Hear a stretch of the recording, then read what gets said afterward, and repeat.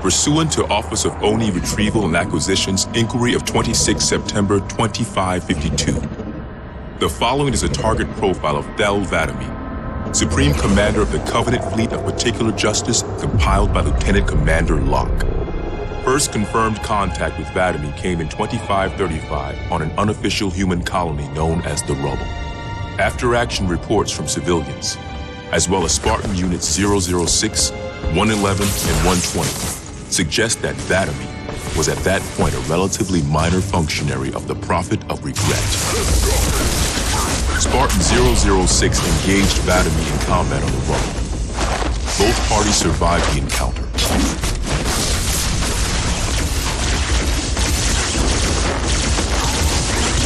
Shortly after 2535, the UNSC first encountered the newly formed Covenant Fleet of Particular Justice, now led by Vadam.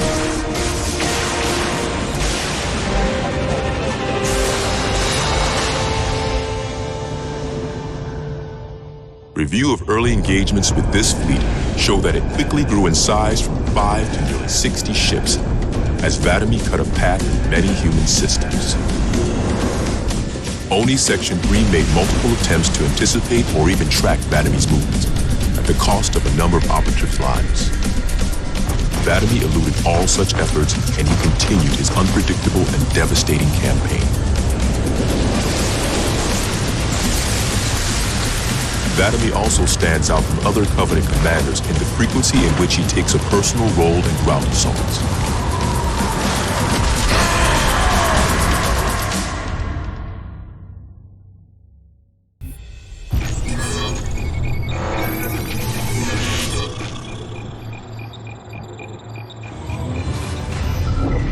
Camber was a major manufacturing center for UNSC fleet materials with a population of 5.6 million. After discovering Camber's location, Vadam penetrated the early warning perimeter without alerting UNSC forces and began his ground and orbital attacks before most of the planet knew they were in danger.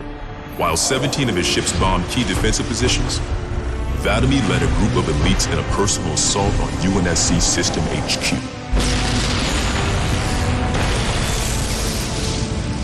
One of the first units to engage Vadam was the 3rd Battalion Reserves, who were so unprepared for the arrival of the Covenant forces that Vadam found them unarmed and defenseless.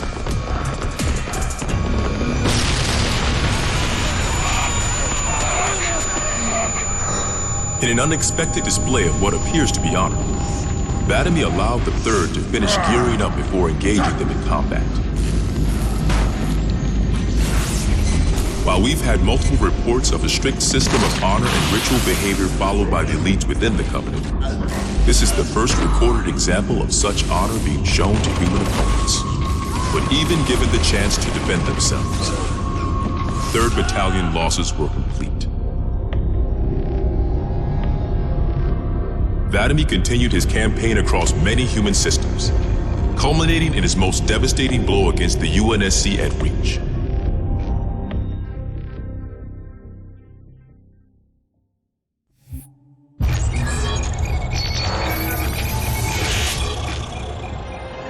Vadam's most recent and damaging blow to the UNSC was the fall of Reach. ONI has still not been able to fully determine how Vadam located the planet, and once again, he caught us completely by surprise when his forces arrived in orbit and on the ground. Vadam is responsible for over 1 billion total casualties and the loss of at least 7 human planets. His forces have defeated all UNSC counterattacks at the cost of 123 fleet vessels and over 23,000 personnel. And now with Reach lost, ONI and UNSC strategic AI report a 0% confidence that the Navy can stop Vadam through traditional means. In the opinion of this investigator, Vadam is the most dangerous Covenant military asset on the field. It's common knowledge that the Covenant have a significant technological advantage over the UNSC, but are sometimes inflexible in their tactics. This is not the case for Vadam. We cannot predict what he'll do next, but given time, we fear he will dismantle all remaining UNSC strongholds. This agent's recommendation: immediate termination. If If humanity wants to survive this war, we cannot do it with Vadam on the field.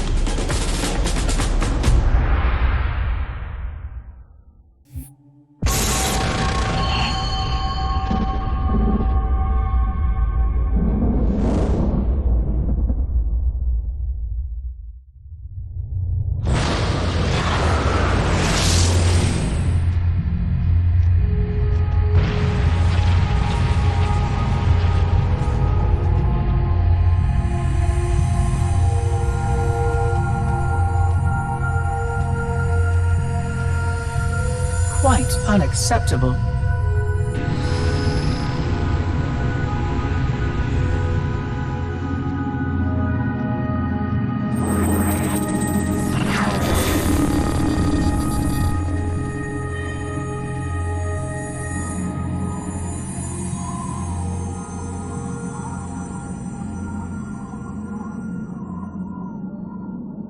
Glorious day. The prophets will be pleased that we have rescued an oracle from the humans' violation of the holy temple. Why do you keep calling it a temple? My installation was a weapon, and one which we needed very, very badly. But oracle, I do not understand. We were told the rings are salvation, a gateway to paradise. Told? By whom? Anyone who told you that is a fool, or quite mad. That installation was a beautiful tool, designed to destroy everything the Flood might feed on. Everything? Oh, quite everything. And if even one Flood spore survived the destruction of my ring... Communications. Shut down all lines to the fleet. We will not notify the prophets of our discovery until I hear everything this oracle has to say. I will gladly share what I am permitted, but we have little time. What has been unleashed here could destroy everything you have ever known. On that, oracle, we are in agreement.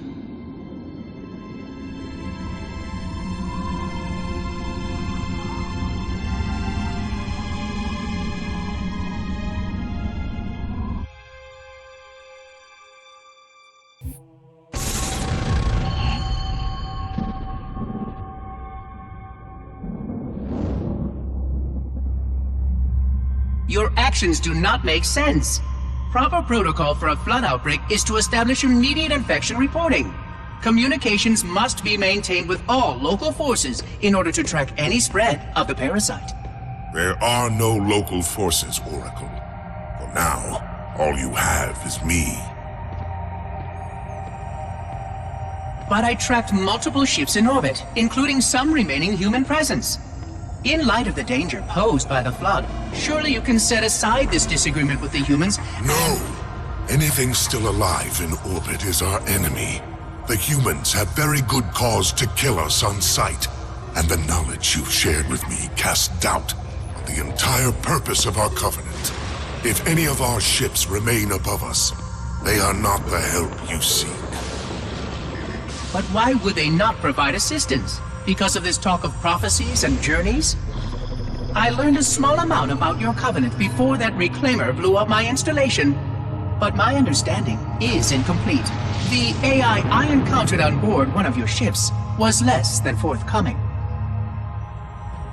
What you need to know, Oracle, is that thousands of years ago, at the founding of our great covenant, a bargain was struck between the prophets and the elites. A bargain which I fear will be the end of us.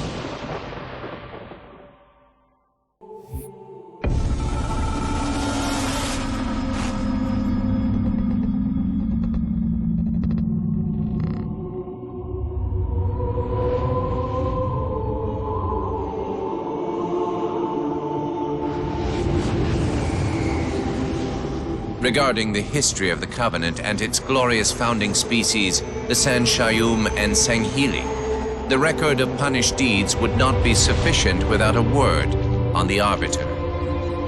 Not the consignment of shame that it is currently, but what came before, the legendary warriors of Sanghili past.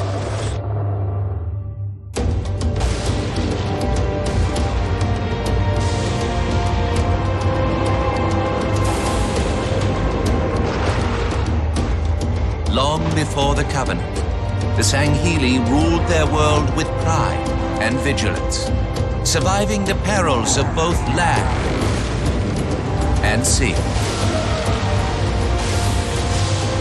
These were the arbiters of old, part king, part judge, warrior rulers, unlike any of which would follow. When we arrived on their frontier world of Ulgathon, the cost of life was severe. Led by a mighty arbiter, the Sanghili resisted our entreatment with ruthless force, leading to decades of war.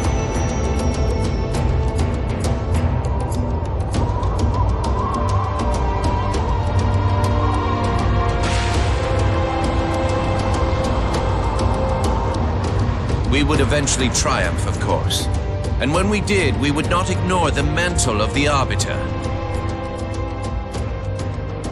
Like all things, we would bend the Sanghili to our own ends. The Arbiters would become the very will of the Prophets.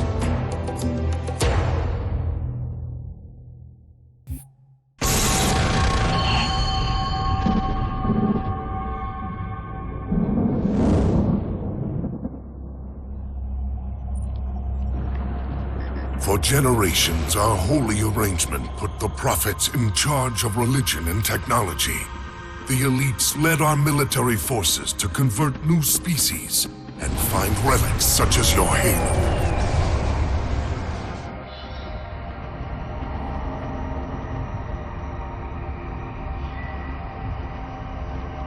And these relics you sought, the Sanshayum, your prophets, told you that they would lead you on this great journey? Yes, transcendence, eternal life. Their promises were endless. We gave up our old ways to follow the Prophet's lead on the great journey. Gave up all of our history, all of our traditions. Not all of your traditions, it seems. This Arbiter you mentioned, hasn't that always been a position of power for your species? Power? It was long ago. An Arbiter was once the pinnacle of our people, leader of the clans, and master of the battlefield. But then, an Arbiter committed heresy, and an example was made of him. Heresy? He challenged the word of the prophets, challenged and lost.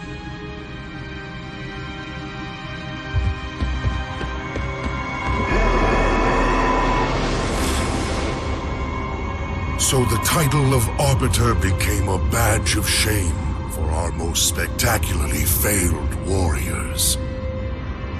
Yes. They were accomplished manipulators. Back before the firing of the array.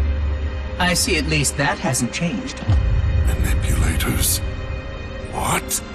And before? Before when? I will explain later. Right now, I want you to tell me everything you can of these Arbiters.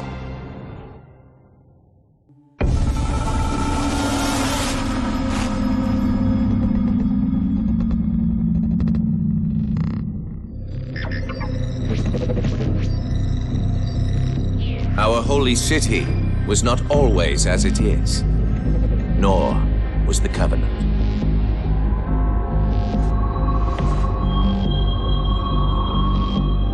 At one time, it was only Sanshayum and Sanghili, but as we grew, and new species were added to our number, radical steps had to be taken.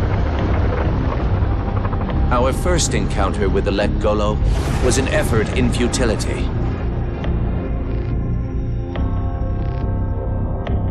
The blasphemous creatures had devoured a Forerunner orbital, shattering its remains into 1 trillion pieces. What was left became the Rings of Te. As no conventional methods could purge the rings of their infestation, we sent one of our most faithful, an Arbiter. For a full year, this Arbiter ventured across the surface of one of their moons, learning both their strengths and their weaknesses. It was there that we discovered the Let Golo's secret.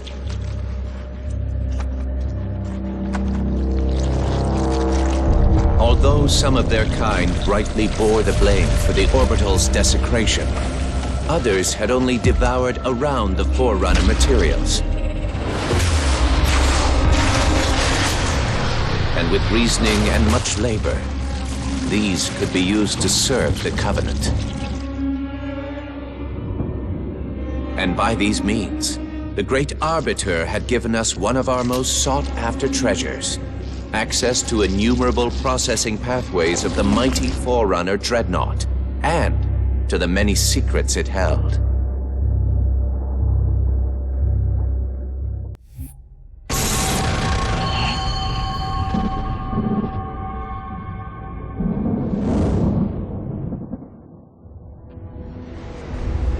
It is most unusual that in all the exploits of these Arbiters, you never mention their role in choosing their missions of redemption. There is no role, Oracle. Once one of our commanders becomes an Arbiter, he belongs to the Hierarchs. These Hierarchs, they are the same High Prophets who control all the holy relics you collect from my time? The same. And they use these relics to build your new weapons and bring you the word of your gods? It has always been so. Interesting. Am I a holy relic? I do not understand. Because I am certainly not a god. I am a tool, as is this mining platform you stand upon, as was the installation that once orbited the planet. The Forerunner's technology is lasting and indeed quite powerful, but I'm quite certain they would have told me if I was infused with some kind of divine power. I suspect some of your prophets may have been quite aware of how much divine inspiration tools such as myself could provide. And you never questioned these proclamations. Even your mightiest warriors, these Arbiters, never questioned? Questioning was what brought shame to the word Arbiter long ago, Oracle. How disappointing. I fear now that there are many questions we should have been asking for a long, long time. I would be more than happy to answer any such questions, but I have a few more for you. Continue your tale of these Arbiters.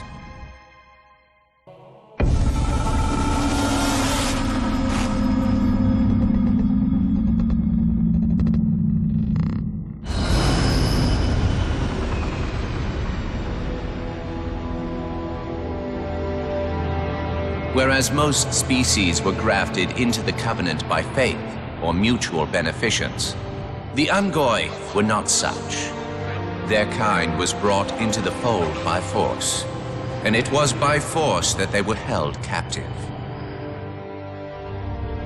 Their world had no prayer against our might and majesty, and their peoples were quickly laid low, many of them brought into subjugation.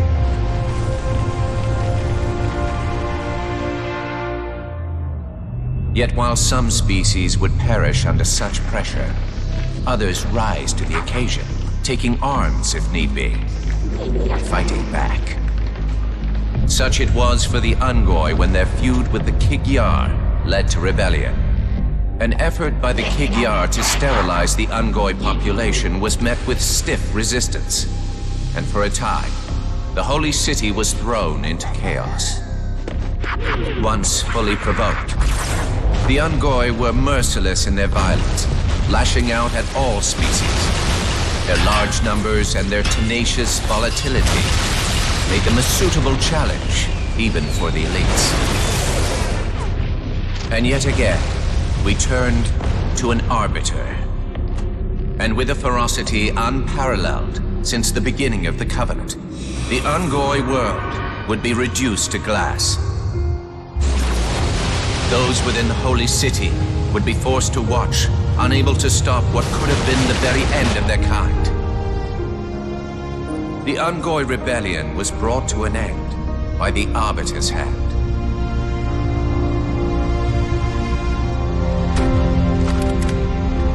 Their world was not completely lost, and those who survived within high charity found some measure of mercy. They had proven their worth in combat, and would now serve alongside the Sanghili in battle.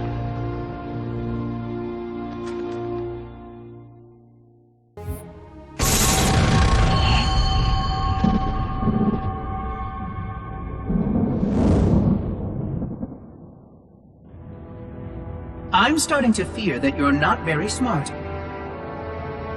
Mind your tongue, Oracle. Oh, I mean no offense. I'm not talking about you. I'm talking about your species. How long have these prophets been anointing arbiters? Since the fall of Thel Vadam, the first disgraced arbiter, roughly 400 years ago. Incredible! And in all this time, it never occurred to you how convenient it was that your prophets were able to find a powerful, capable leader among your people, who happened to suddenly commit a terrible blasphemy every time the power structure of your covenant was threatened. I do not understand. You do little to dissuade my fears.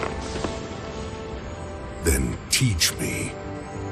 Looking back at the record of the arbiters you discussed, was it not surprising to anyone that those chosen to become arbiter were more than simple warriors? How so?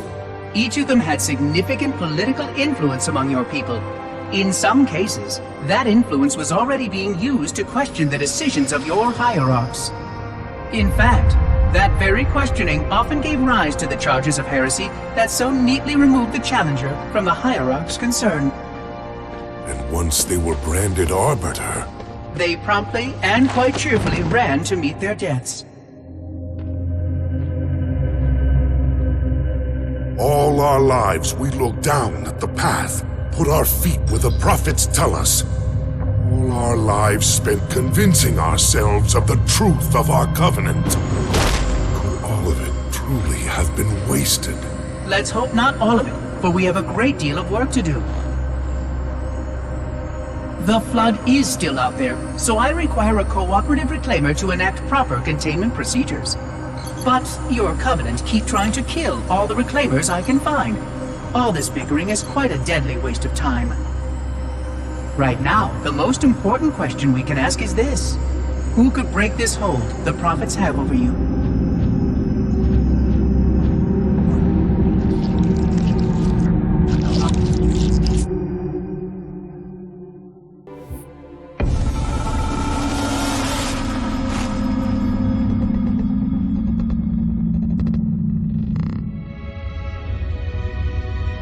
The history of the Arbiter is one of both legend and infamy. Their name has been corrupted by great shame, though the contemporary is perhaps the most confounding of all. Thel Vadam was born of noble blood, the legendary House of Vadam. His family's renown demanded great expectations for his military career, and he would meet them all.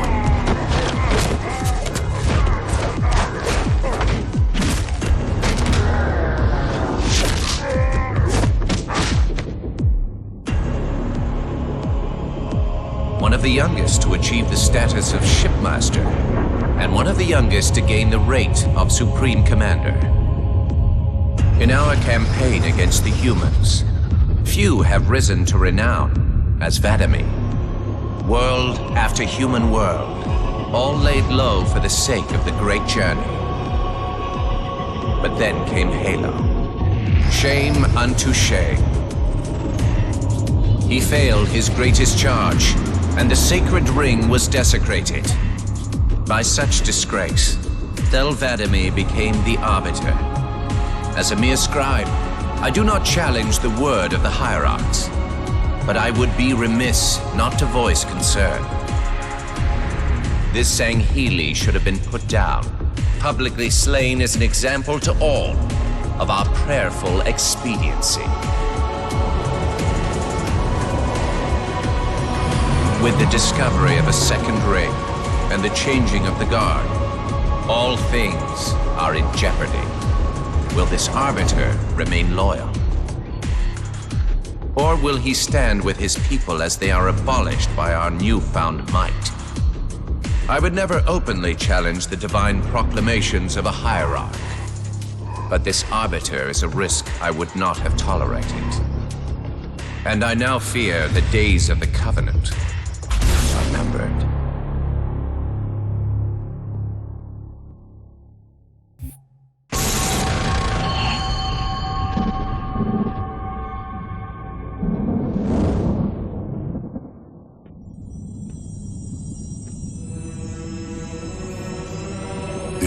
one I would trust with this information is probably dead right now.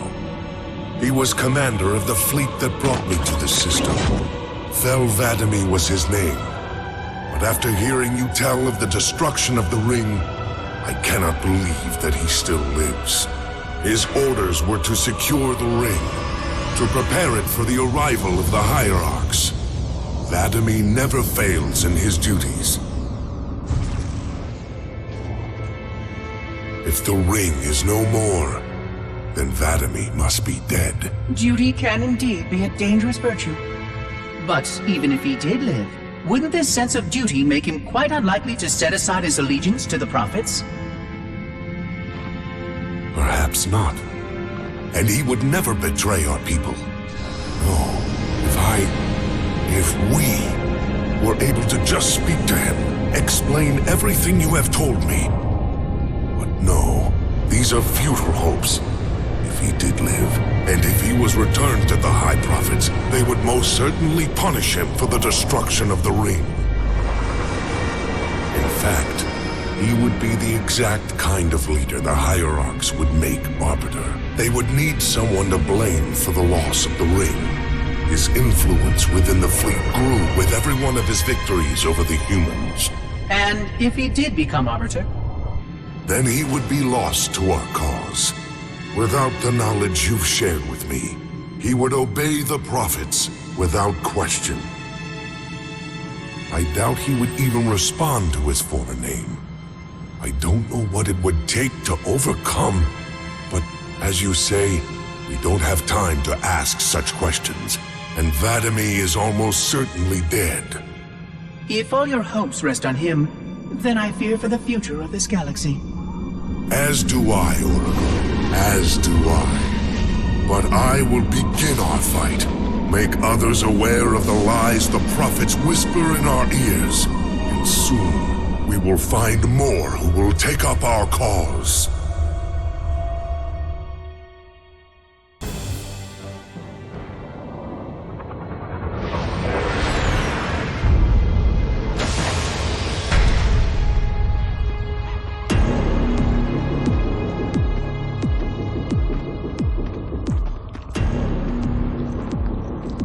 Activate the Kindler.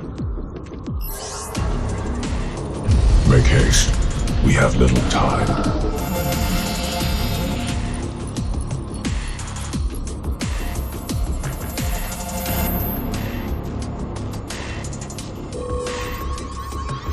It has been found, Commander. Very well.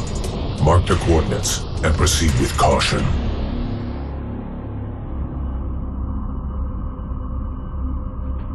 And to think, it has been under their noses all this time. Humans are foul animals. They lack the intellect and the purity to discern the ways of gods. Prepare the luminary for retrieval. The Hierarch will reward us for our devotion.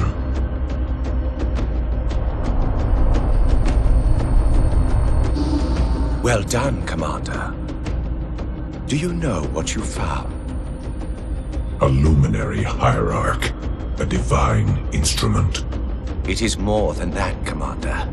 This is the one spoken of in the prophecies. It lights the sacred path.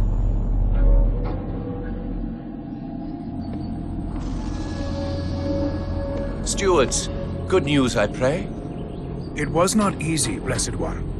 The luminary was not forthcoming with the holy words, but our hope proved true.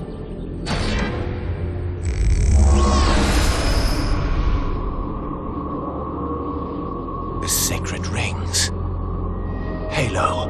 And not Halo alone, High Prophet. It also told of this. The final home of the Forerunners, and the creation of the sacred rings. The Ark. By the gods. It is glorious. The stories were true. Where did the gods hide such a treasure? It lies far beyond the borders of our galaxy, accessible only by way of portal. The one portal the Luminary spoke of was here. The Forerunners called it Erde Tyrene. Our calling is clear. We must go there at once. We will take the ships in our command and go to this world immediately. This Erde Tyrene. Take heed, brothers. Your work signals the culmination of our Covenant's holy quest. Hold fast.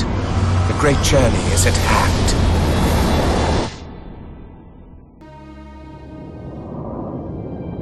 Roger that, Chief. We'll meet you at the rendezvous point when we're done here. Blue 2 out. John should be here too. They'd listen to him.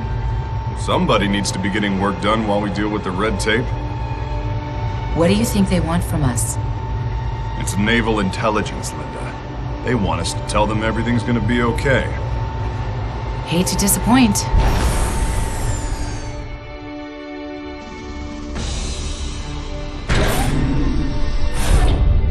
Blue Team. Where's the Master Chief? He asked that I answer the Council's questions. Sir. We've been reviewing your report. You found a Covenant command and control station. It says here they were amassing an invasion fleet of more than 500 ships. The station was sufficiently disabled, but the threat is still out there. I have the report, but for the record of this council, what was this fleet's intended target, Spartan?